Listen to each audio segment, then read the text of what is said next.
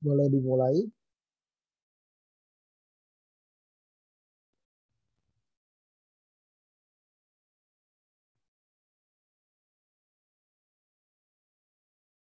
Oke, Kang Rizky, Teh Anissa, Teh Fetty, Teh Gina, sudah bisa dimulai? Kang Edi. Bisa, Pak. Mulai. Sambil jalan ya. Sambil jalan ya. Iya. Kasihan yang sudah join dari awal, nanti kuotanya habis. Nungguin yang datangnya belakang. Baik, kita mulai ya. Bismillahirrahmanirrahim. Assalamualaikum warahmatullahi wabarakatuh. Waalaikumsalam warahmatullahi wabarakatuh. Sehat semuanya? Sehat semuanya? Sehat. Alhamdulillah. Baik teman-teman, ini hari Kamis tanggal berapa ya tadi? Tanggal 7, Pak. Waduh, kalau yang habis gajian langsung cepet nomornya, tanggal 7. Baru gajian teh ya? Jadwal vaksin soalnya, Pak. Oh, jadwal vaksin. Ke-1, ke-2 teh? Kedua, Pak. Oh, udah kedua. Pakai apa teh vaksinnya? Apa ya, Pak? Vaksinnya pakai apa? Pakai apa ya? Sinovac, Astra. Apa sih? Moderna kali. Lupa apa kemarin pakai apa? Emang nggak dapat itunya? Nggak dapat apa namanya tanda buktinya, kartunya, sertifikatnya? Dapat Pak, cuma lupa. Ada kartunya. Jangan-jangan bukan vaksin, itu suntik KB. Oke teman-teman semua, kita masuk di pertemuan keempat ya. Sebelum kita masuk pertemuan keempat, kita review dulu ya materi pertemuan ketiga, hasil dari beberapa kuis yang teman-teman jawab kemarin ya. Kalau di pertemuan keempat ini kita akan bahas tentang sudah mulai praktek nih teman-teman. Praktek membuat proposal bisnis ya.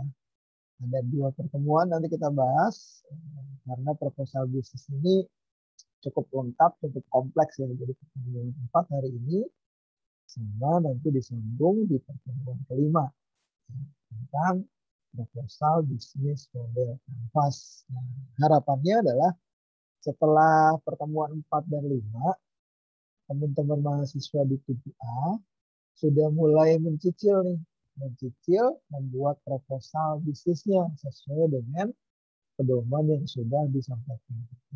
Supaya nanti di pertemuan terakhir nilai UAS-nya yang diambil dari presentasi itu bisa maksimal.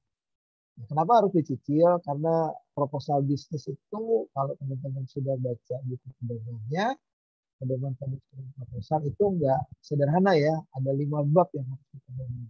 Ya. Itu sama aja nanti kalau teman-teman membuat bisnis ya lengkap seperti itu. Nah, sebelum kita masuk di materi, saya ajak teman-teman untuk review materi di pertemuan yang ketiga kemarin. Ya. Kemarin kita sudah pernah atau sudah menyaksikan sepak terjang dari Johnny the Kue Tiao Man. Johnny si penjual kue tiao. Di sana digambarkan bahwa menjadi seorang entrepreneur, ini review ya, menjadi seorang entrepreneur itu tangganya nggak langsung jadi. Tapi ada 4 tangga menuju entrepreneur sejati. Seperti halnya kalau teman-teman mau jadi direktur. Misalkan TISE nih ngelamar kerja. Nggak mungkin ujuk-ujuk TISE ngelamar kerja atau langsung jadi direktur. Pasti posisinya dimulai dari staff. Atau kadang-kadang mahasiswa kalau bekerja di sebuah perusahaan kan kadang-kadang magang dulu. Habis magang terus naik lagi jadi karyawan kontrak. Habis naik lagi jadi karyawan kontrak, jadi karyawan part-time, dan seterusnya. Itu pun kalau nggak habis kontraknya nggak diberhentikan ya. Kalau terus diperpanjang. Habis karyawan kontrak naik lagi jadi karyawan tetap. Dari karyawan tetap pun levelnya akan naik lagi ya. Dari pertama menjadi staff, terus jadi misalkan supervisor, terus jadi misalkan kepala divisi, baru jadi yang namanya bos. Jadi pemiliknya. Begitu juga untuk menjadi seorang pemilik usaha teman-teman. Jadi sekarang teman-teman sudah punya gambaran mahasiswa semester 7 ya. Jadi kalau bicara wirausaha, nggak ujuk-ujuk setiap orang yang tiba-tiba berwirausaha, berdagang itu disebut sebagai wirausaha. Betul dia wirausaha, ya wira dan usaha kan.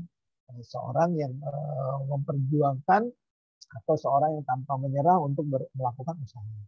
Tapi dalam proses menjadi seorang wirausaha sejati, yang pertama tandanya ada 4. Ya. Kemarin sudah kita bahas ya. Sama dengan yang namanya apa? Yang dari Robert T. Kiyosaki, Teise, apa namanya kuadran apa teh?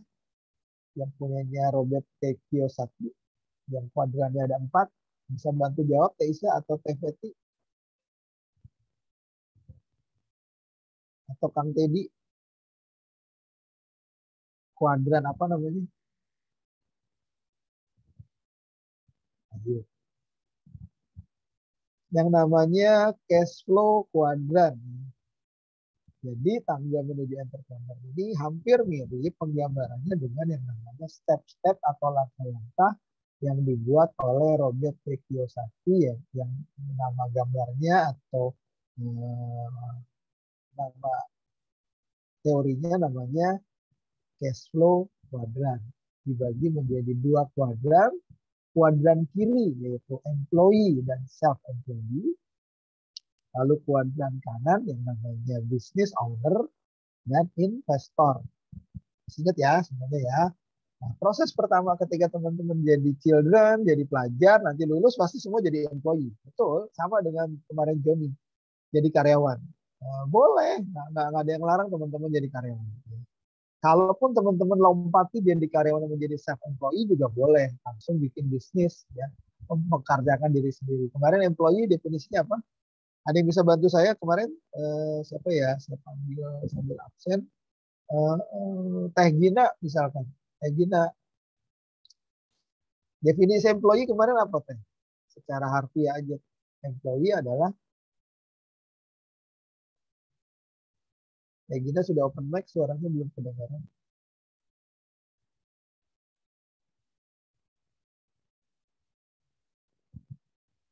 Atau bisa dibantu sama Teh Putri. Teh Gina sudah tingtong lewat. Teh Putri. Teh Putri. Employee itu karyawan, Pak. Iya, karyawan. Karyawan itu apa sih? Orang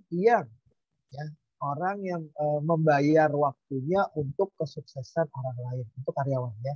Jadi orang yang mengorbankan waktunya untuk kesuksesan orang lain. Jadi kalau Teh Gina, Teh Ija, Teh Isa sama orang yang lain kerja, itu berarti kan kita mengorbankan waktu kita. Yang sukses bukan kita, kan kita cuma karyawan. Yang sukses adalah orang lain. Itu employee. Setelah lama menjadi employee, jangan lupa naikkan levelnya jadi self-employee. Self-employee adalah orang yang mengkaryakan dirinya sendiri. Kemarin sudah kita bahas ya. Nah, dari sisi employee, setelah sudah mengkaryakan, kan bisnis nggak bisa sendirian. Otomatis teman-teman harus punya karyawan, harus punya orang-orang yang membantu bisnis kita. Namanya ada yang namanya bisnis operator. Ada 3 tangga kecil sebelum teman-teman menjadi seorang entrepreneur sejati. Sebelum teman-teman menjadi seorang pemilik bisnis, yaitu bisnis operator, orang yang ada di dalam bisnis, mengoperasikan bisnisnya sendiri. Lalu setelah itu naik lagi jadi bisnis manager. Orang yang sudah mulai memanage bisnisnya. Jadi sudah mulai ada anak buahnya. Bedanya apa? Kalau operator masih sendirian, kalau manajer sudah mulai punya tim, sudah punya tim, tapi masih ada di dalam sistem. Ya. Jadi kalau bisnis operator masih ikut ngurusin, bisnis manajer juga masih. Jadi Anda memanage, tapi Anda masih ikutan di dalam. Nah, nanti kalau sudah punya sistem baru, nah ini jadi business owner. Kalau business owner orangnya ada di luar dari sistem, bukan inside the system, tapi onsite the system. Nah, bedanya sekali lagi ya, bisnis operator sama bisnis manajer persamaannya adalah sama-sama ada di dalam sistem. Bisnis operator sama manajer. Nanti kalau di sidang ditanya ya, sampai dengan S2 juga nanti kalau teman-teman Anda ambil yang namanya konsentrasi pemasaran, nanti pasti ditanya juga ya bisnis operator sama bisnis manajer itu perbedaannya. Kalau operator sendirian, kalau manajer sudah punya bawahan. Tapi persamaannya operator sama manajer masih ada di dalam sistem. Disebut sebagai autopilot, bisnis yang bisa jalan sendiri kalau kitanya, pemilik bisnisnya ada di luar dari sistem. Nggak ikutan lagi di dalam sistem. Jadi tinggal melihat sistem dari jarak. Oke, ini yang tangga 4 tangga entrepreneur, teman-teman ada pertanyaan? Karena kemarin kita belum sempat diskusi. Sebelum saya masuk lagi, silakan yang mau ditanya. Esma, Isa, Ijah, Matiatul Umah, Tarsi, Bang Sahrul, Bulan, Telisa, ada pertanyaan? Terita, Novianti, Muhammad Rizki. Ada ya? Kalau nggak ada kita lanjut. Masih materi yang kemarin, teman-teman. Materi yang kemarin yang nggak kalah pentingnya adalah tentang 4 kaki meja. Nah, kenapa ini harus saya ulang? Karena ini adalah fondasi sistem bisnis yang autopilot. Jadi ketika teman-teman mau punya sistem bisnis yang semuanya bisa berjalan sendiri secara otomatis, punya tim, ya, timnya ada 4 kaki di sini.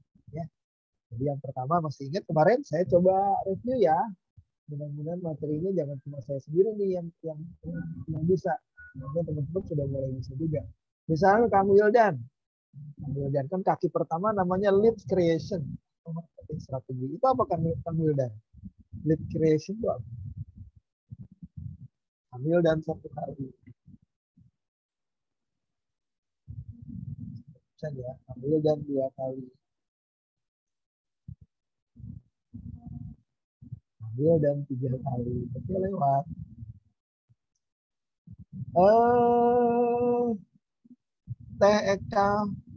Eka V ya, Eka V. Eka 1 kali. Oke.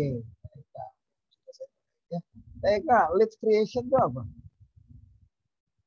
Lead creation 1 kaki yang harus dimiliki ketika kita punya bisnis yang autopilot, yaitu lead creation. Itu apa lead creation?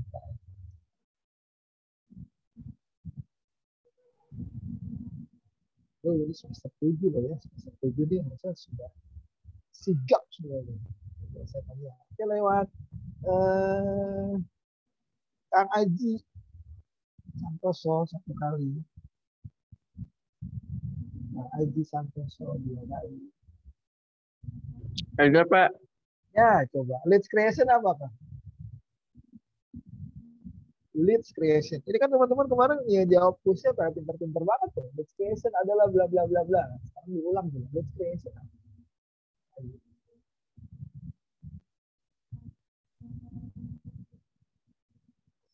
Nilainya saya anulir semua.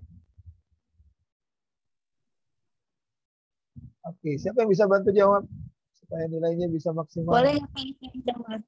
Silakan Teh. Lead creation adalah jago strategi atau marketing untuk mendatangkan banyak calon customer ke bisnis kita. Oke, Teh Lisa ya. Lisa Nur Cahyani ya. Betul? Ya. Oke, good Teh Lisa, saya catat ya, makasih. Jadi ketika kita punya sebuah perusahaan, punya sistem, kita harus punya orang. Kita harus merekrut orang yang jago di marketing strategi. Jadi dia pandai menciptakan lead, keunggulan, creation, menciptakan ide-ide marketing bagaimana orang supaya datang ke dalam bisnis kita. Ini namanya marketing strategi ya. Bisa marketing itu ada 2, teman-teman nanti kita bahas. Ada yang namanya BTL, catat ya. Ada yang namanya BTL, ada yang namanya ATL. Kalau BTL itu below the line. Below the line itu marketing yang lewat bawah. Maksudnya gimana? Marketing yang menyebar-nyebar brosur, bagi-bagi brosur, namanya BTL. Below the line. Kalau line itu garis, below itu di bawah garis. Jadi dia main di bawah garis langit. Below the line. Bagi-bagi brosur, pasang spanduk, pasang poster, bikin event organizer, bikin event jalan sehat, bikin event olahraga, itu namanya marketing strategi below the line. Below the line, BELOW, the line, THELINE, below the line. Marketing strategi yang dilakukan oleh sebuah perusahaan. Nah, selain below the line, ada juga yang namanya ATL. Kalau below di bawah, kalau ATL di atas batas tanah, di atas langit. Menggunakan marketing dengan media elektronik, media cetak, media internet, namanya ATL, above the line. Nah, ini strategi marketing. Ya. Jadi sekali lagi, tim yang pertama dimiliki betul Telisa, yaitu orang yang pandai merancang bagaimana caranya konsumen bisa datang ke tempat bisnis kita, datang ke tempat ruko kita, atau datang ke tempat media sosial kita, Instagram kita, dia menjadi follower di tempat kita. Itu namanya lead creation, satu orang, ya, satu tim. Yang kedua harus punya namanya lead conversion, sales strategy. Siapa yang bisa bantu? Lead conversion ini apa? Izin bantu ya, Pak. Pak, izin bantu. Silakan, Peti. Lead conversion ya, Pak ya? Sales marketing. Itu merupakan, jadi pembisnis itu harus mempunyai strategi bagaimana mengkonversi dari calon customer yang antri banyak menjadi customer tetap. Oke, keren.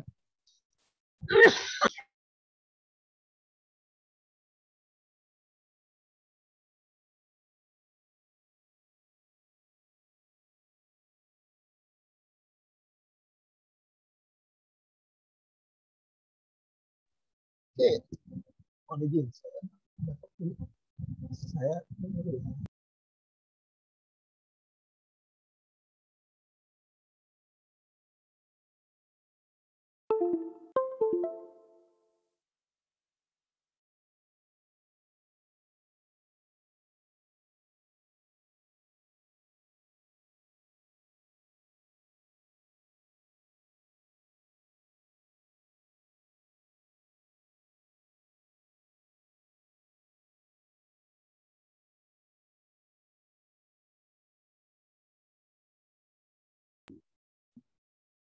oke.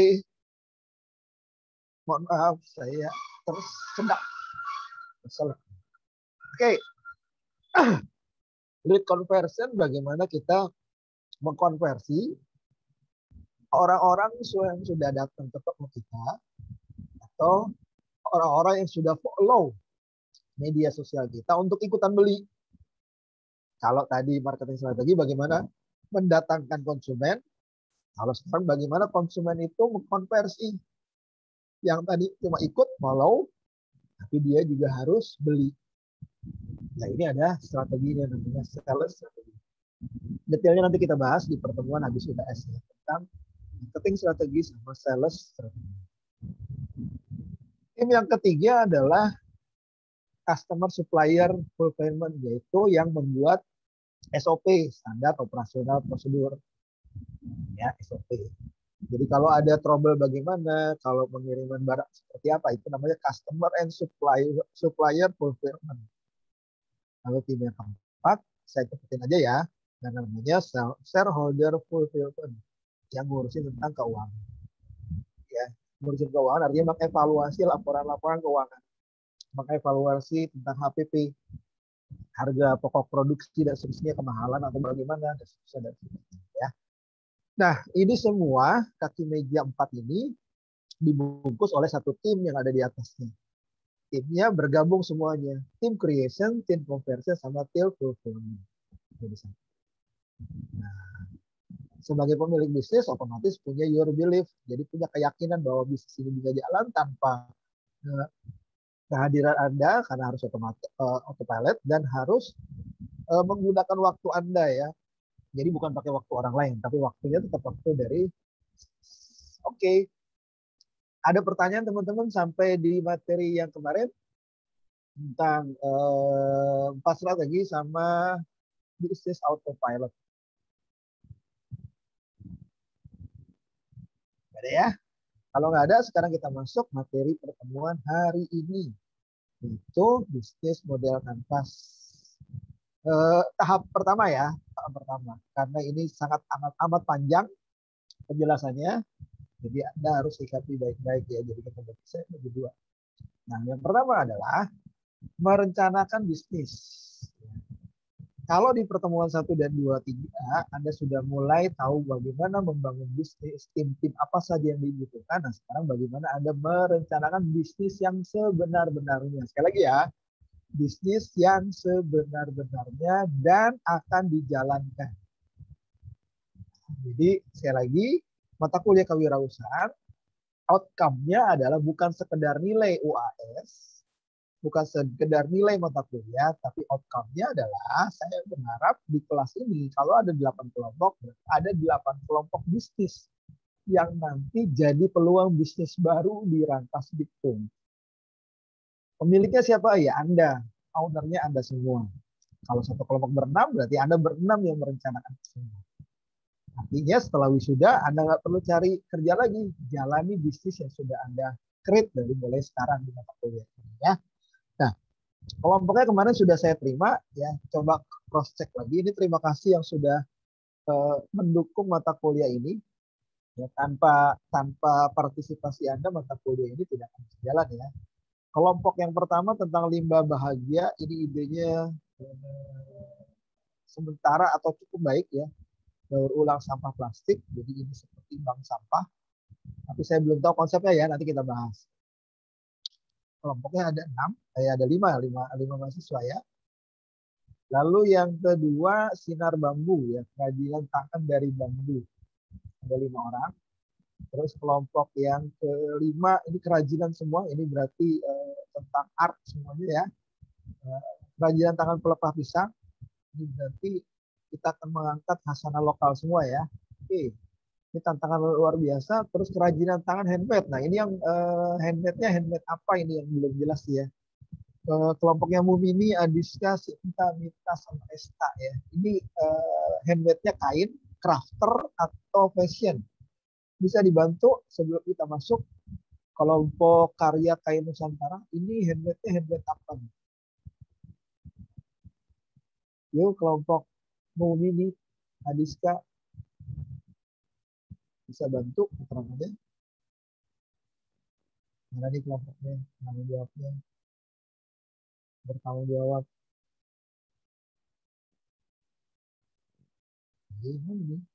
Ini ada siapa nih yang punya kelompok?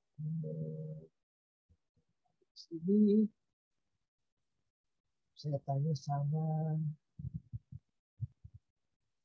Kang Mumini tuh. Kameranya sudah muncul. Namanya Momini, Kang. Ini bisnis apa Kang Ya, rencananya Kang? Ya, ini bisnis apa rencananya kelompok kamu Kang? kita bisnis desain uang mahar, Pak. Ini kan kain Nusantara. Maksudnya handmade-nya handmade kain apa? Oh, mohon maaf, Pak. Itu salah, Pak. Kita ada yang direvisi. Jadi jadinya itu kita mau desain uang mahar, Pak. Oke, nanti tolong direvisi ya. Ya, Pak. Siap. Oke, sip, makasih. Nanti direvisi. Yang berubah tolong direvisi ya. Yang Ya, Pak. berikutnya kelompoknya, makasih Kang. Terus Siap, kelompoknya Pak. Geisha Karya ya. Ini usaha garmen ya. Usaha garmen. Garmennya ini apa nih? Bisa dibantu jelasin sedikit Sahrul atau Ija atau di Sahrul Ramadan tuh ada 2 ya. Hesmara Mailani sama Gina. Gina.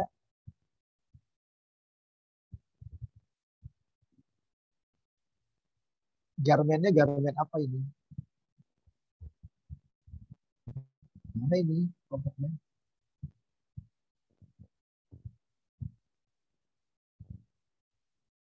Sahrul Ramadan. Kang Sahrul. Atau Kang Sahrul, ada selain Kang Sahrul siapa nih? Esma. Belum ada. Gina. Gina atau Kang Sahrul tuh udah ada tuh. Ini maksudnya mau rencananya bisnis apa nih? Geisha Karya nih, Kang Sahrul atau Teh Gina? Bisa bantu? Jelasin dulu.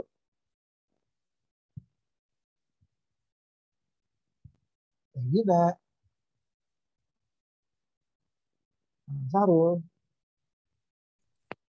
Iya, Pak. Ya, ini maksudnya usaha garmen apa nih? Oh, itu jadi ceritanya nanti kita mau buka usaha kayak konveksi gitu, Pak. Ide usahanya. Konveksinya apa? Fashion. Iya, passion. Lebih ke passion sih, Pak. Spesifikasi fashionnya apa Teh? Nanti T-shirt, kita sablon, atau apa? menjahit sih, Pak. Lebih ke Oh, menjahit menjahit. gitu. Iya, Ini berarti custom ya? Jahit custom ya? iya, Pak. Oke, sebentar itu dulu. Makasih Teh. Iya, Oke, sama-sama, Pak. yang flannel craft ini saya pernah tahu, sudah tahu. Terus yang bingung saya awal kerajinan tangan melakukan sudah oke. Nah ini kelompok yang terakhir nih Muhammad Ridwan sama Muhammad Yusuf belum jelas. Ya, tolong disiapkan betul-betul teman-teman ya.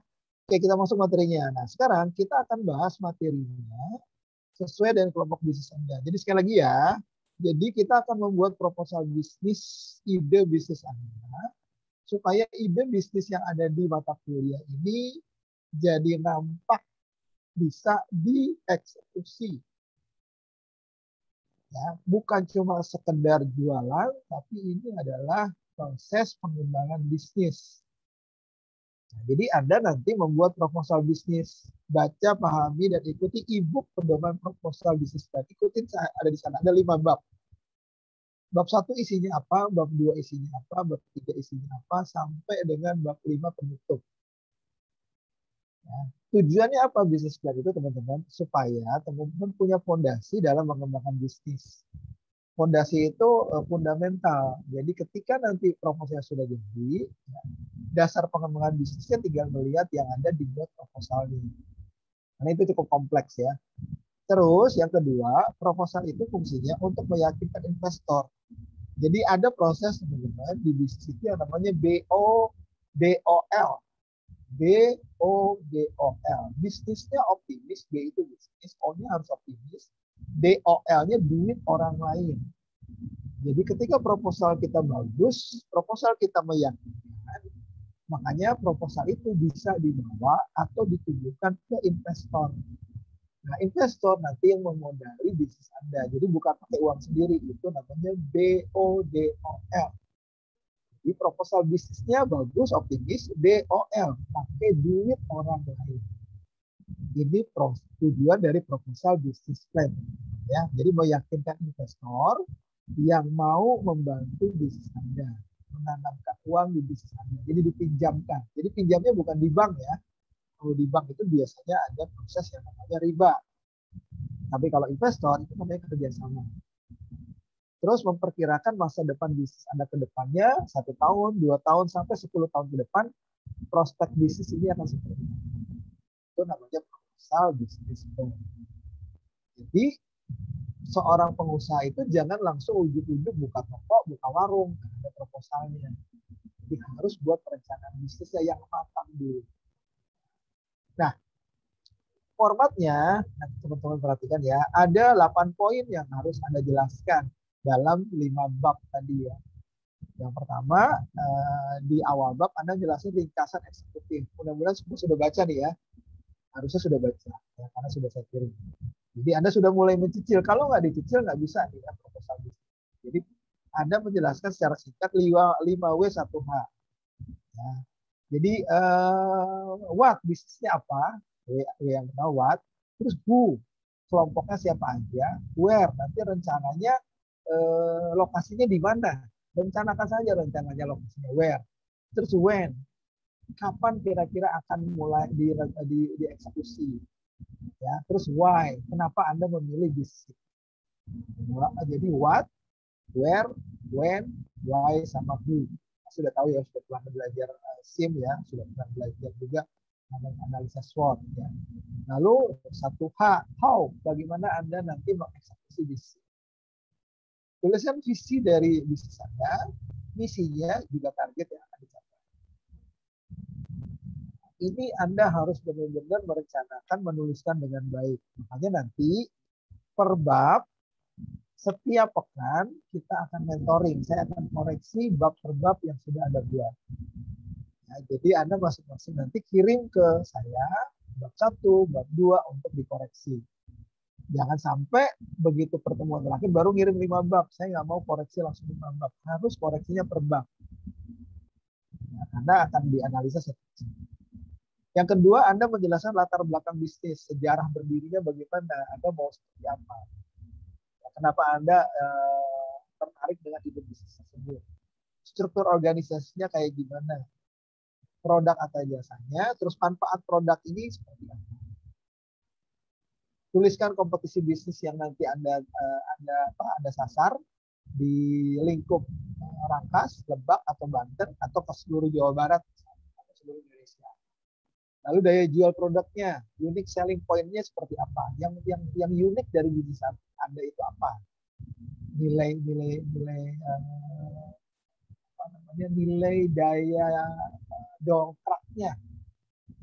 Jadi orang suka dengan produk Anda itu karena uniknya di mana. Lalu nanti dilengkapi dengan kelengkapan perizinan usaha sambil jalan ya. Lalu kalau sudah ada penghargaan nanti sambil jalan dituliskan model bisnisnya apa dan rekan bisnisnya. Jangan lupa analisis pasar dan pemasaran.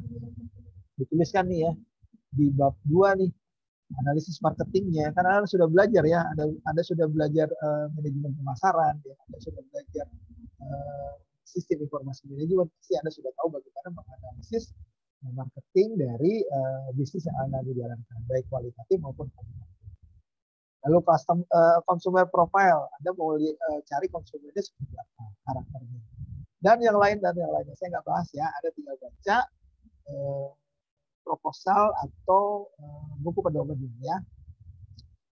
Poin 4, 5, 6, 7, dan 8. Ini nanti Anda tuangkan dalam satu proposal ide bisnis yang baik sebelum jadi per pekan satu kali atau per 2 pekan Anda harus report ke dosen pengasuhnya, saya sendiri akan koreksi.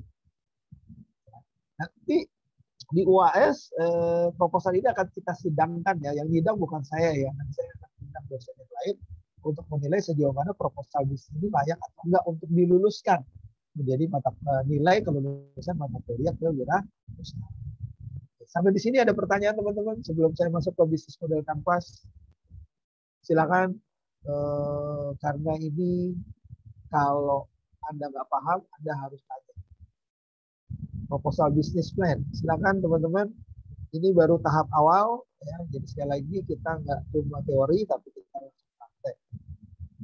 Prakteknya bukan langsung Anda masak-masak, nggak. Kita cuma membuat proposal yang baik.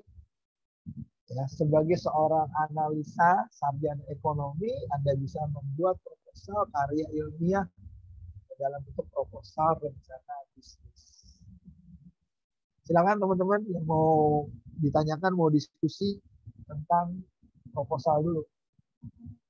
Saya kasih waktu 5 menit. Enggak? Jangan sampai Anda nanti bingung.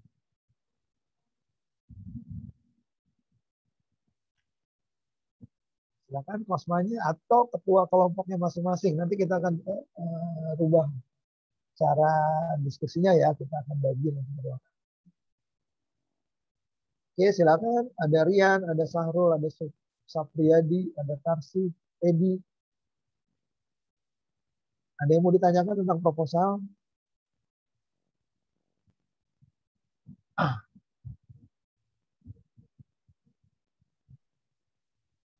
Oke, belum ada ya. Sekali lagi ya, proposal ini akan menjadi parameter untuk nilai mata kuliah kewirausahaan di UAS, ya, parameternya. Kalau di UTS Anda teori, ya, ujian esai, tapi kalau di UAS dan sekali lagi tidak ada remedialnya, ada presentasi tentang proposal bisnis yang nanti disidangkan oleh 2 atau 3 dosen ya, misalnya ya, untuk parameter Anda memang disebut layak lulus di mata kuliah kewirausahaan. Kalau proposalnya nggak bagus ya, mohon maaf ya, Anda berarti harus mengulang di kelas bawahnya. Ada kewirausahaan nggak ada kemudian. Oke, nggak ada pertanyaannya. Oke, sementara nggak ada. Baik, kalau nggak ada, kita lanjut ya. Nah, dalam proposal bisnis plan ada yang namanya bisnis model kanvas. Nah, pasti teman-teman nanya bisnis model kanvas, maksudnya kita gambar di kanvas? Enggak. Maksudnya kita melukis, bukan begitu ya. Bisnis model kanvas adalah sebuah tools itu artinya alat dalam strategi manajemen untuk menerjemahkan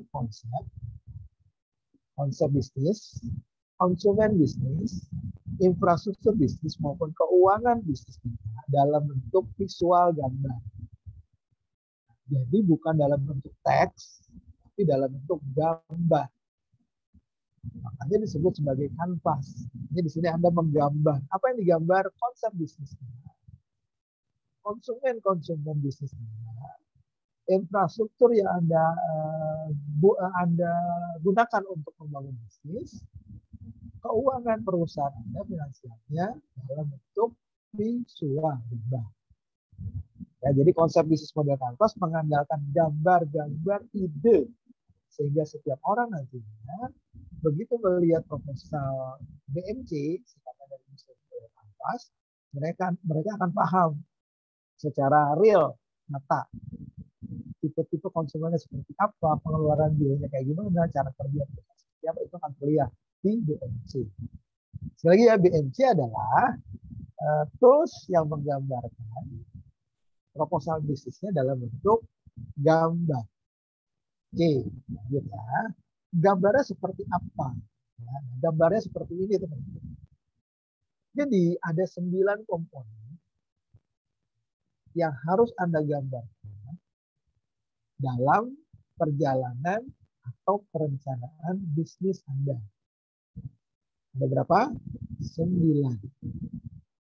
Dimulai dari bagian yang paling tengah. Teman-teman lihat lingkaran yang tanda panah yang warna merah dan tanda panah yang warna biru. Jadi ada 2 sisi.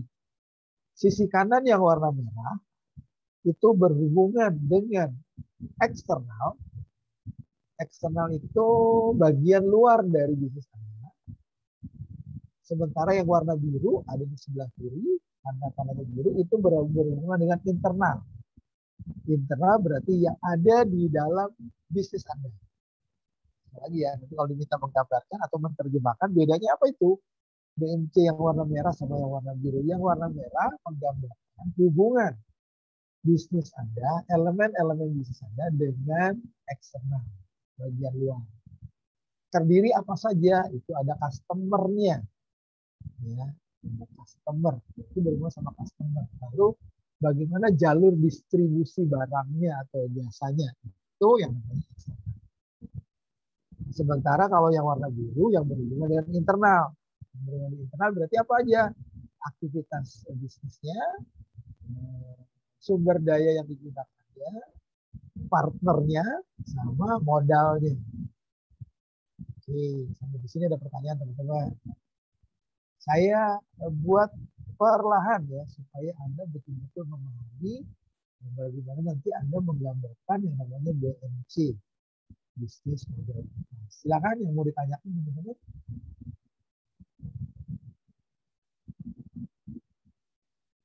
Jadi gambarnya nanti gimana? Gambarnya ya bagiannya seperti ini teman-teman. Jadi ada satu halaman, satu lembar yang menggambarkan 9 kolom. Kolom yang pertama, kita mulai ya. Kolom yang pertama ini ada di bagian tengah. Jadi semua elemen penjelasan dari BMC dimulai dari bagian tengah. Yang disebut sebagai value proposition.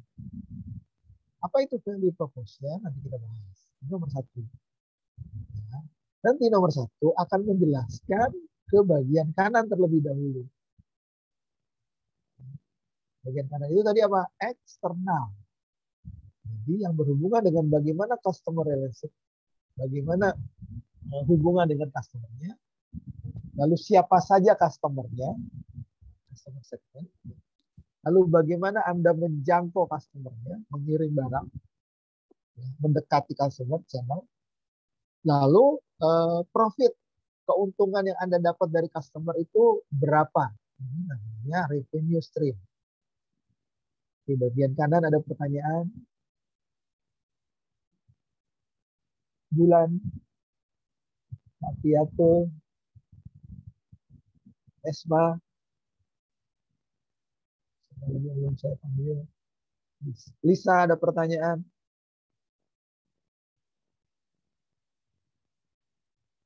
Akangmu, Putri Ainia, Tarsi, cukup jelas? Ya, ada yang respon nggak jelas.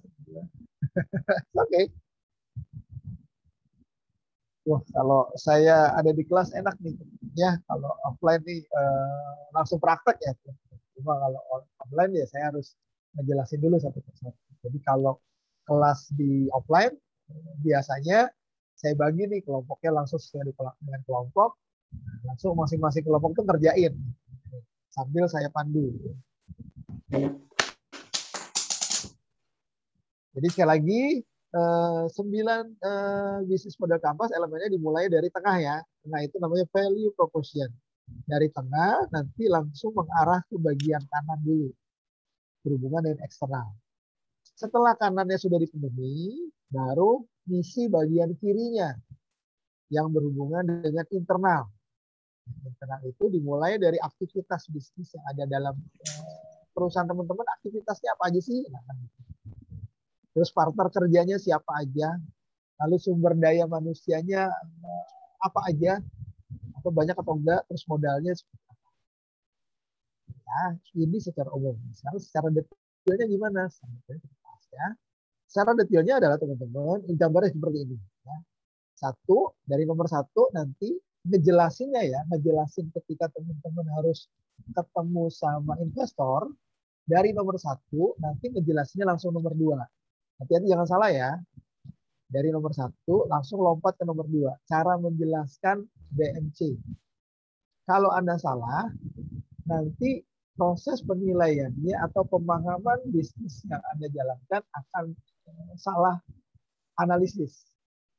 Nah, jadi dari nomor 1 nanti ke nomor 2. Habis dari nomor 2 masuk ke nomor 3, nomor 4, lalu nyebrang ke nomor 5.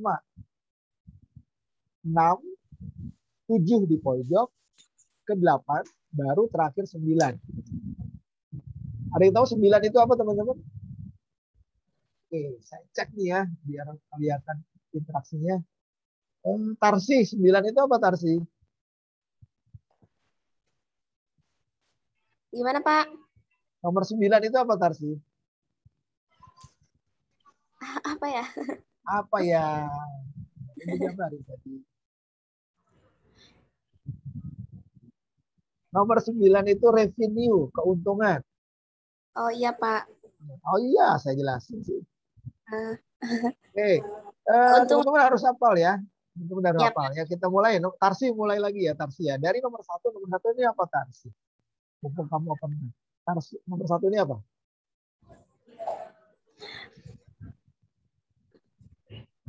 lupa lagi Pak. Apa tadi ya? Memang materi yang di Google Classroom nggak disimak. Kan saya udah kirim 2 hari yang lalu itu print out. Disimak Pak, tapi nggak masuk otak semua. Tinggal dibuka kan? Ada nggak materinya, filenya? Ada. Nomor 1 apa Kang Wildan? Izin jawab, Pak. Ya, seperti saya catat. Luar biasa. Value profession. Ya, Pak ya? Itu aja. Teman-teman. Halo, ya makasih Teh Feti. Ini kelemahan dari mahasiswa Latansa ya. Bukan cuma kelas semester 7 aja, kelas 7 aja ya semuanya. Bahasa Inggrisnya parah banget ya. Teman-teman coba deh belajar vocabulary, belajar tentang speaking ya. Nggak harus bagus tapi ya Anda tuh sarjana loh nanti loh ya. Malu loh, nanti dunia sudah dunia global tapi Anda nanti value proposition FFP ya. Itu value proposition. Maaf, ya. putus-putus Pak. Ya, putus-putus Kang Wildan, nggak apa-apa ya. Itu memang ya suka dukanya online. Nomor satu value proposition. Dari nomor satu lompat ke nomor dua. Nomor dua Teh Fatiatul apa nomor dua? Teh Fati. Ini harus watak di luar kepala. Teh Fati. 2 kali. Teh Tadi Ise. udah dijawab belum, Pak? Belum Teh Wildan. Nomor berapa Teh Wildan? Kita Wildan, Kang Wildan. Nomor berapa Kang Wildan? 1, Pak. Nomor 1 udah Kang. Nomor 1 udah Kang. Oh. Nomor 2 apa? Tadi ada yang dijawab. Nomor 2 apa? Customer Customer segment. segment, Pak. Ya. segmen. Oke, segmen. Yang menjawab Masih salah, Pak. sama. Jadi setelah teman-teman jelasin value proposition, geser ke customer segment. Ya, oke. Jadi sekali lagi ya, waktu menjelaskan. Jadi gini, teman-teman diingat ya, kan teman-teman ini nanti ketika lulus, ya, entah teman-teman bekerja di sebuah perusahaan atau punya perusahaan sendiri, ketika menjelaskan yang namanya BMC, nanti pimpinan atau kalau menjelaskan BMC bisnis perusahaannya seperti apa. Nah, cara menjelaskannya seperti ini langkahnya. Nah, jadi ini Anda gunakan bukan cuma pada saat Anda punya bisnis, tapi ketika Anda bekerja di sebuah perusahaan, Anda diangkat sebagai seorang manajer ya, manajer misalkan, amin, alhamdulillah jadi manajer di sebuah perusahaan, Anda diminta menjelaskan kepada Dewan Komisaris, misalkan pimpinan semua tentang bisnis model dari proyek perusahaan Anda. Nah, stepnya dari nomor 1, lompat nomor 2. Nah, strateginya begitu. Jadi value proposition masuk ke segmen. Customer segment. Nah, baru habis masuk customer segment, masuk ke customer channel. 3 apa 3? Relationship. Customer relationship. Hubungan dengan customer. Nah, jadi Anda potret ini screenshot stepnya seperti itu. Jangan sampai nanti ketika Anda bekerja, Anda menjelaskan proposal bisnis itu berantakan. Itu akan diketawain sama pimpinan-pimpinan di perusahaan Anda. 1, 2, 3, 4, 5, 6, 7, 8, 9. 9 di belakang. Ya. Oke, sekarang kita mulai satu persatu. Kita mulai dari yang paling tengah sebenarnya. Yang paling tengah itu namanya customer value proposition. Value proposition itu artinya teman-teman menjelaskan what do you do. Artinya lu mau ngapain di sini?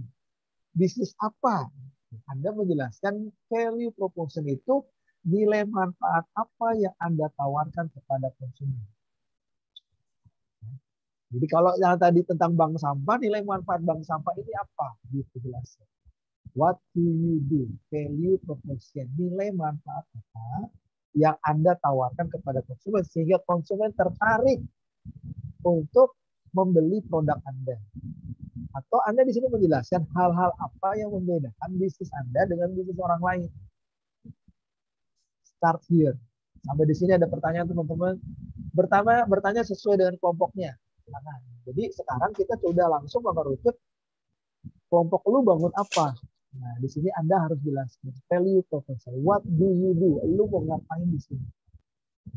Silakan, ada yang mau ditanya sesuai dengan kelompoknya. Jangan sampai nanti pertemuan besok saya tanya, what do you do? Kamu ngapain? Bingung.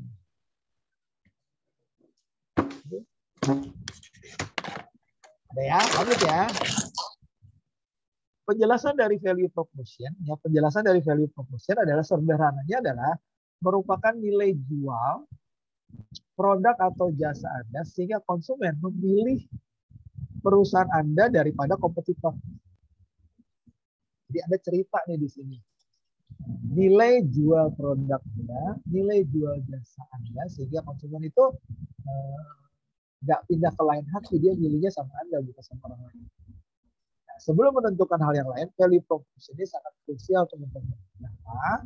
Agar bisnis Anda menjual apa yang konsumen benar-benar butuhkan.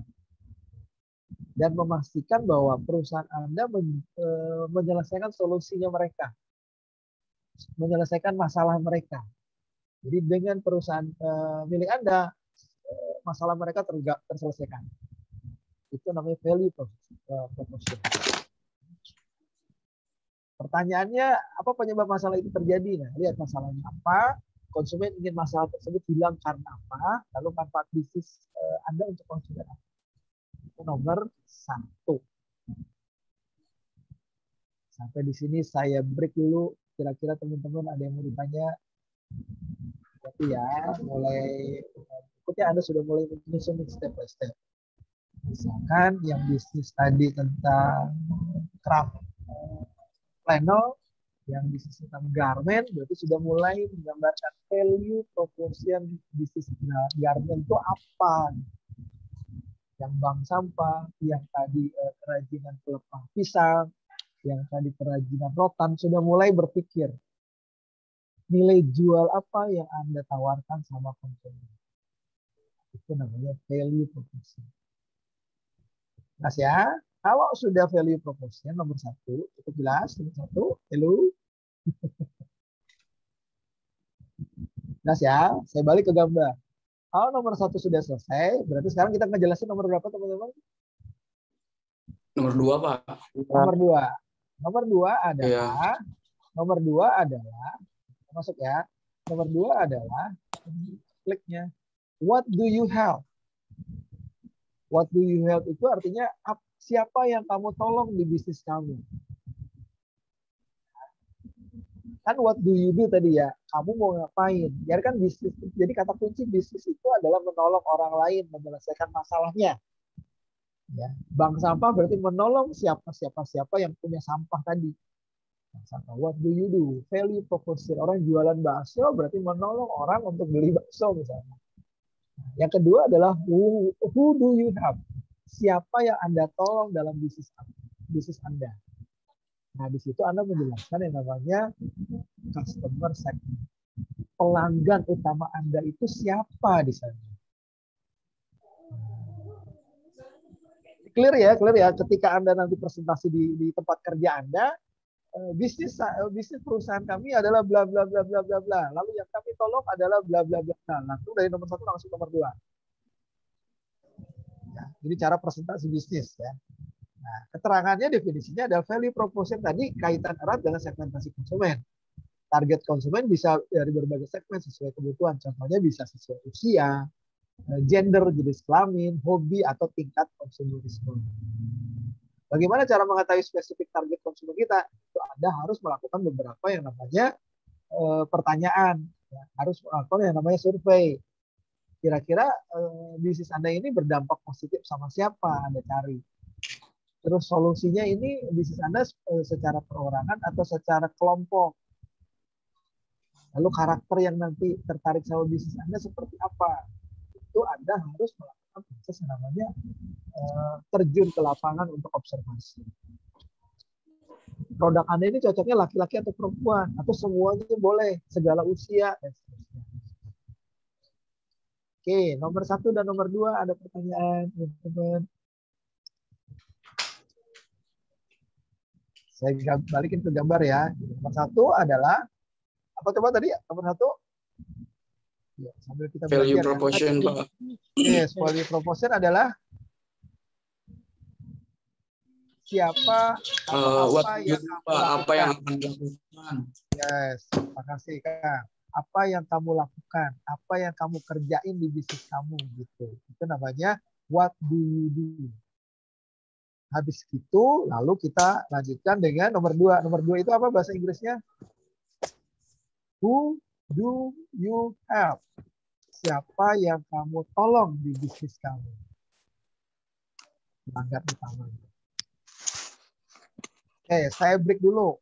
Masih cukup jelas atau masih ada yang keder di sini?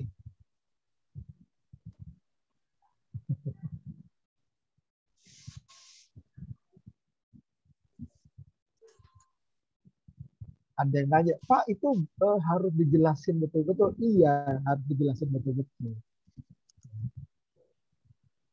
Gunanya apa, Pak? Gunanya yang pertama, supaya investor atau supaya pimpinan perusahaan tempat Anda kerja, kalau Anda bekerja ya, tahu ke arah mana perusahaan ini mau dibawa.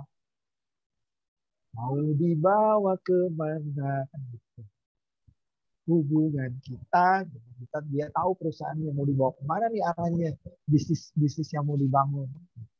Kalau Anda punya ide bisnis di perusahaan sebagai Anda bekerja sebagai supervisor, punya ide bisnis, jelasnya kayak gini. Saya punya ide, what do you do? Saya mau kerjaan ini, Pak. Terus dari yang saya usulkan ini, yang kita tolong adalah ini. Nah, customer segmentnya gitu. Oke. Kalau garment dari proporsinya tadi apa? Untuk manfaatnya untuk melengkapi fashion kebutuhan manusia dari sisi misalkan hijaber misalkan, berarti dari sisi secara muslim. Who do you have? Berarti siapa yang ditolong? Yaitu para hawa atau ahwat, baik yang sudah berumah tangga maupun yang anak-anak maupun yang remaja. Who do you have?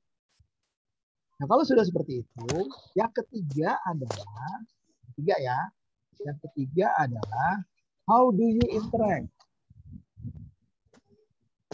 How do you interact artinya bagaimana Anda berhubungan dengan konsumen.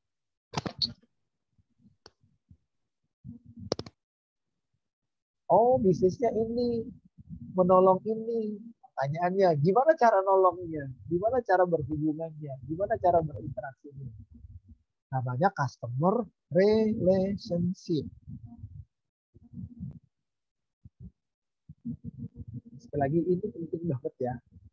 Di Simple Canvas ini bukan cuma sekedar Anda sebagai pemilik bisnis, tapi ketika Anda bekerja, mempresentasikan ide bisnis kayak begini. Siapa yang kita tolong? Siapa kita? What do you do? Apa yang kamu lakukan? Idenya, nilainya. Terus siapa yang mau ditolong? Terus bagaimana kamu menolongnya? How do you interact? How itu bagaimana? Kalau who itu siapa? Nah, teorinya sedikit, saya kasih gambarannya. Teorinya sedikit adalah begini. Customer relationship adalah setelah kita sudah menentukan value proposition dan segmen dari konsumen, selanjutnya adalah memahami konsumen Anda dan bagaimana PDKT-nya. Bagaimana Anda person to person-nya. Bagaimana Anda door to door-nya ke konsumen. Cara mendekati konsumennya. Apakah secara personal datang ke rumah, atau bisa by phone, atau bisa janjian, atau bisa Anda membuat sebuah event di mall, mendatangkan konsumen dan seterusnya. Atau bagi-bagi brosur di jalanan seperti Anda lihat ada perusahaan finance tawarin motor merek-merek tertentu yang mau kredit motor siapa ya sebar-sebar brosur di jalanan. Nah, itu namanya customer relationship. Jadi Anda mengetahui cara apa yang paling efektif untuk berinteraksi dengan konsumen. Nah, misalnya kalau bisnis online, bagaimana menjual produk aksesoris rambut dengan target 18-25 tahun. Saya bertampilan rapi misalkan. Lewat online caranya gimana? Nah, jadi disesuaikan dengan segmentasinya. Kalau milenial ya bahasa dengan milenial. Oke, poin nomor 3. Sudah cukup jelas? Keren ini udah jelas semua. Jangan begitu kelas selesai pada bingung. Saya nggak mau pada bingung. Kalau nggak jelas, tanya ya.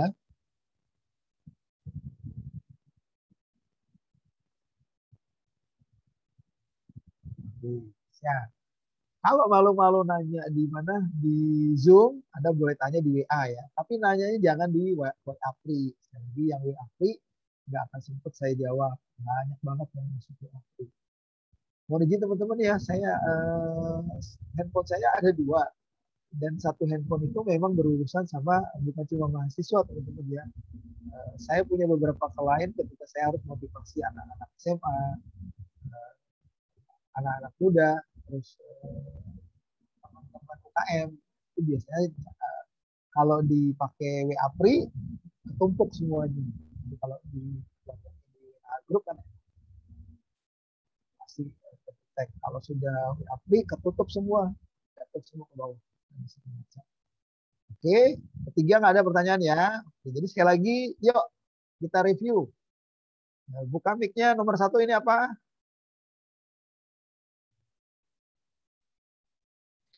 Value promotion. Apa? Value proportion. Iya, promotion, bukan promosi.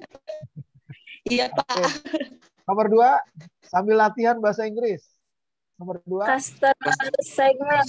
Customer segment. Oke, customer segment itu apa atasnya, teman-teman? Atasnya apa? Who? What you have. What you have. Who do you help? Who? Who do you have? Who do you help itu siapa yang kamu tolong? Ya. Nomor 3 apa? Sambil latihan bahasa Inggris, nomor 3. How do you prank? Customer relationship. Relation. Ya, how do Relationship. you How do you interact? prank? Interact, Do ya. you Bukan how do you prank. Berinteraksi. Kalau prank bukan prank. Tadi siapa yang bilang prank? How Aku, do you Pak. interact? Kamu nge-prank siapa? How do you interact artinya bagaimana Anda berinteraksi sama konsumen. Nah, jadi stepnya gitu ya, 1, 2, 3. Setelah sudah mengetahui bagaimana berinteraksi, langkah yang keempat adalah Anda menggambarkan how do you reach them. Ya. Bagaimana Anda menjangkau mereka. Menjangkau itu mendistribusikan, mengenalkan produk Anda. Sampai produk itu dilihat oleh konsumen gimana. How do you reach them? Bagaimana Anda menggauli mereka dalam tanda kutip ya. Bagaimana Anda mendekati konsumen. Kalau yang di atas berinteraksi baik pun lewat media, kalau ini langsung face to face. Nomor 4. Teorinya saya berikan, ya ada di mereka. Teorinya adalah channel. Ini adalah setelah membahas cara PDKT, nomor 3 tadi PDKT. Sekarang bagaimana Anda benar-benar menemui dan berbicara dengan konsumen. Sekali lagi ya, kalau nomor 3 berinteraksi lewat media, pendekatan, by phone, media, poster, brosur, pakai apa namanya spanduk, pasang spanduk itu namanya interaksi. Nah, channel ini artinya Anda menemui konsumen, berbicara dengan konsumen.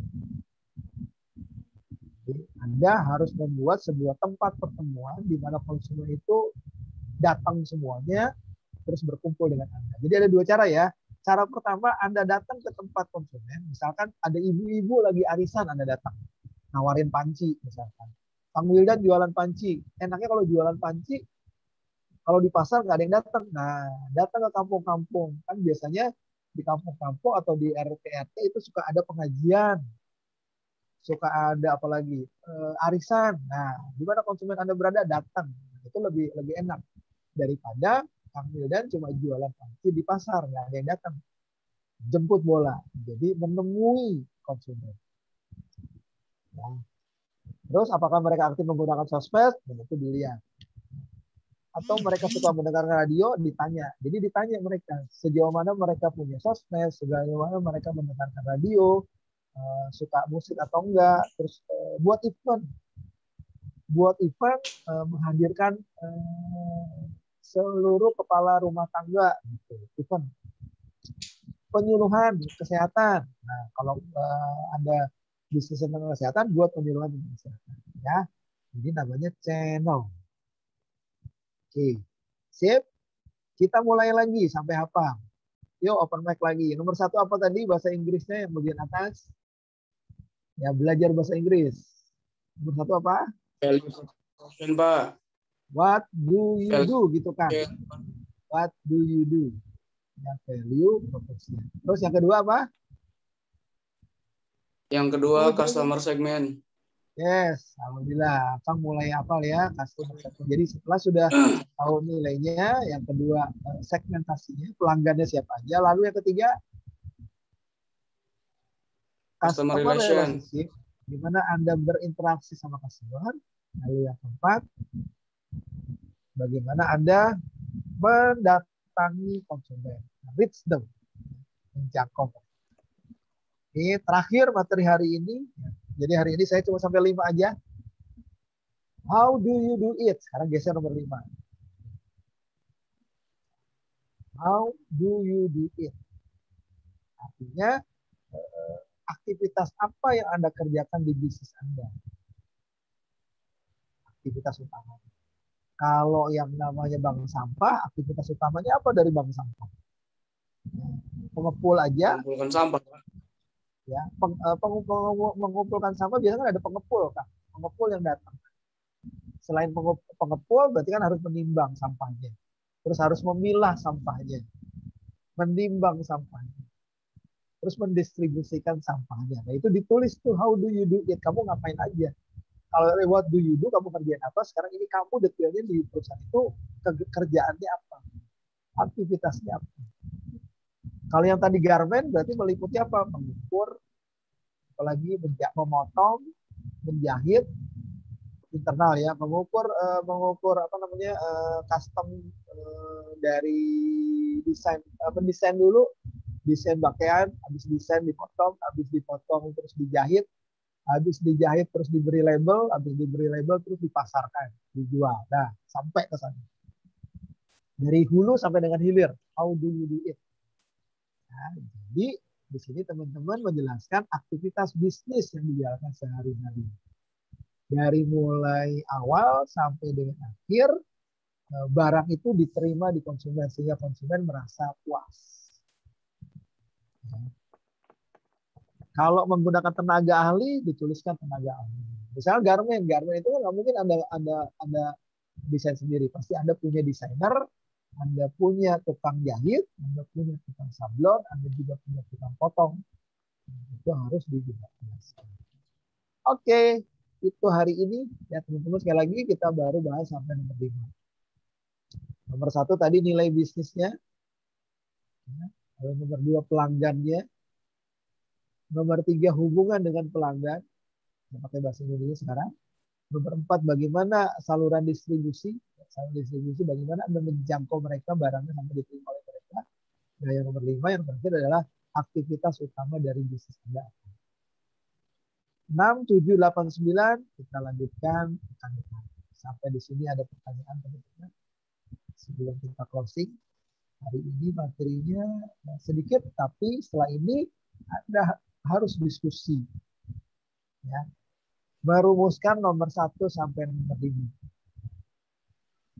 Nomor 1 sampai nomor 5. Jadi di pertemuan pekan depan, 1 sampai 5-nya dijelasin dulu per kelompok. Baru saya lanjut ke nomor 6. Kalau ada yang ragu-ragu selama 1 pekan, silakan Anda diskusi sama saya di WAG. Dikirim, nanti saya koreksi. Oke, ada pertanyaan teman-teman untuk BMC? Silakan ditanya sebelum saya tutup.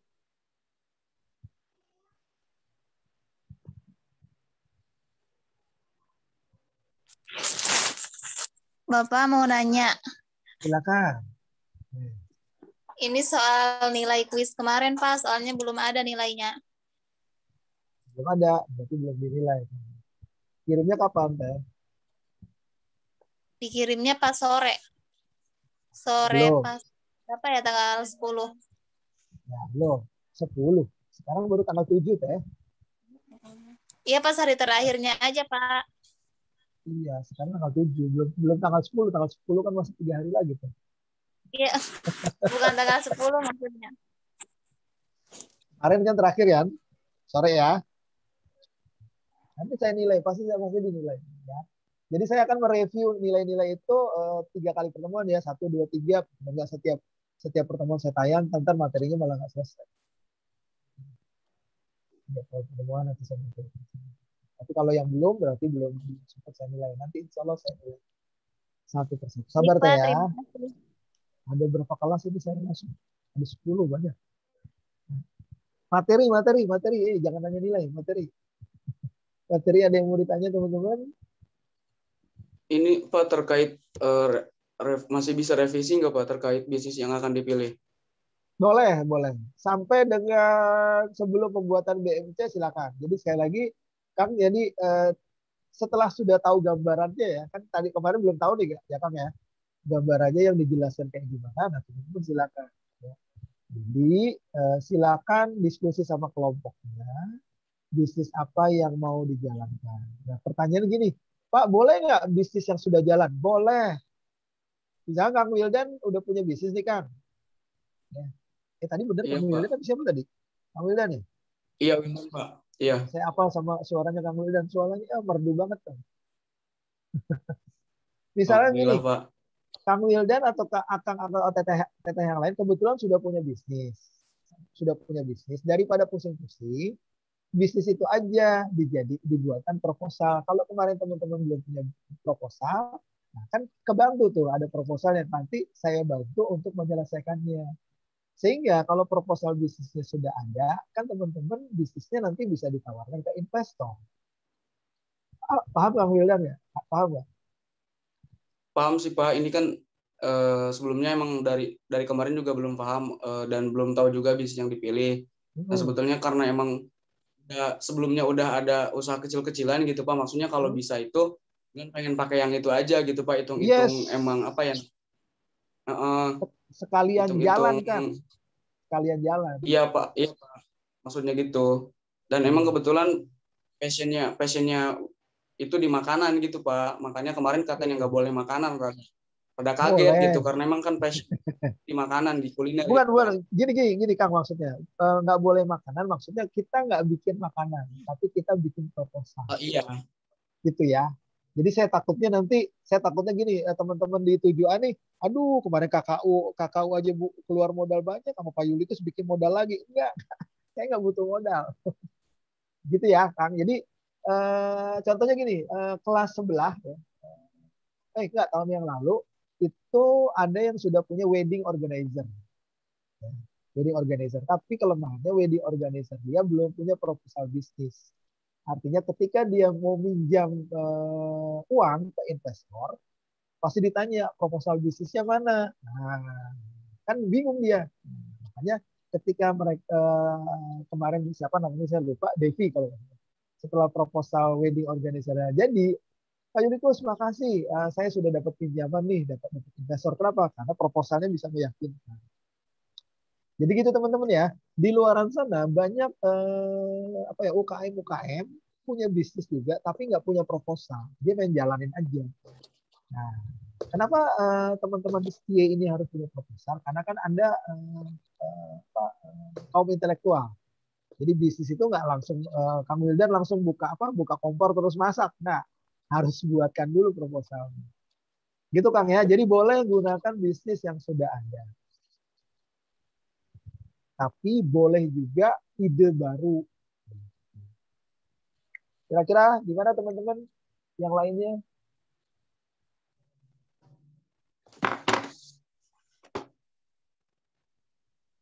Nggak ada ya? Kalau nggak ada, sekali lagi sebelum saya tutup, saya ingatkan ya. Jadi di pertemuan pekan depan, bentar nih, masing-masing kelompok ya, sudah menjelaskan nomor 1, nomor 2, nomor 3, nomor 4, dan nomor 5 harus sudah jadi. Dijelasin nih. Pakai apa? Pakai gambar kayak gini. 1, 2, 3, 4, 5. Nah, dalam proses pembuatannya selama 1 pekan ke depan, teman-teman boleh konsultasi ke saya. Betul atau masih salah nomor 1-nya, nomor 2-nya, nomor 3-nya, nomor 4-nya, dan nomor 5. Sekaligus teman-teman laporan sama saya perubahan nama kelompok atau perubahan bisnis yang mau dibuatkan laporan. Oke, ada ya? Baik, kalau nggak ada, Pak, yuk silakan Kang. Pak pun terkait absen ini Pak udah 2 pertemuan Wildan telat terus Pak, jadi nggak lihat grup langsung buka Zoom aja Pak. Itu gimana Pak? Oh, oke, nanti saya absenin Kang Wildan. Iya Pak, makasih Pak ya. Ya, udah. Teman-teman kalau absen biasanya setelah ini kan direkap sama bagian BAK. Nah, dari BAK sebelum ujian biasanya dikirim kembali ke dosennya untuk mengkoreksi. Jadi ada kesempatan untuk kita koreksi. Jadi nggak langsung di apa namanya dinilai sama bagian DAK. Jadi proses absen masih koreksi lagi sama dosen. Oke Kang Wildan, nanti saya lengkapi ya Kang. Udah dari pertemuan keberapa itu Pak? Ya sekarang baru pertemuan Langsung keempat Kang. Iya kan baru pertemuan 4 keempat, ya. belum jauh kok Kang, masih 4. Enggak, lumayan aja gitu Pak. Siap Kang. Ada lagi teman-teman yang lain? Kita tinggal 2 kali pertemuan lagi, 5, 6, 7 terus UTS ya. Berarti 1, 2, 3, 4, 5 kita sudah mulai proposalnya sudah mulai dicicil dibuat BMC-nya. Sekali lagi pahami betul-betul buku pedomannya. Jangan sampai nanti begitu mau UAS proposalnya belum jadi sehingga Anda tidak punya nilai mata kuliah kewirausahaan. Saya nggak ada UAS-nya. Tapi orang mau jadi pengusaha buat apa UAS? Pengusaha itu dilihat dari proposalnya, bagus atau. Oke, kalau nggak ada pertanyaan, to be continued, kita akan bersambung di pertemuan berikutnya, yaitu 6, 7, 8, dan 9. Kuis hariannya, 2 pertanyaan ini tolong dijawab. Tugasnya nggak ada ya. Tugasnya Anda lengkapi BMC masing-masing kelompok. Ya. Supaya pertemuan kelima sebelum dimulai masing-masing kelompok ngejelasin, juru bicaranya ngejelasin nomor 1 sampai 5. Oke, itu aja. Terima kasih atas perhatiannya. Sekali lagi sebelum saya tutup, ada pertanyaan? Nggak ada ya? Yang menemani diri saya di dunia maya ini cuma Wildan seorang. Terima kasih Kang Wildan sudah membersamai saya. Yang lainnya saya belum tahu ada di mana. Baik, terima kasih. Saya tutup ya. Wabillahi taufiq wal hidayah. Wassalamualaikum warahmatullahi wabarakatuh. Waalaikumsalam. Waalaikumsalam warahmatullahi wabarakatuh. Waalaikumsalam warahmatullahi wabarakatuh.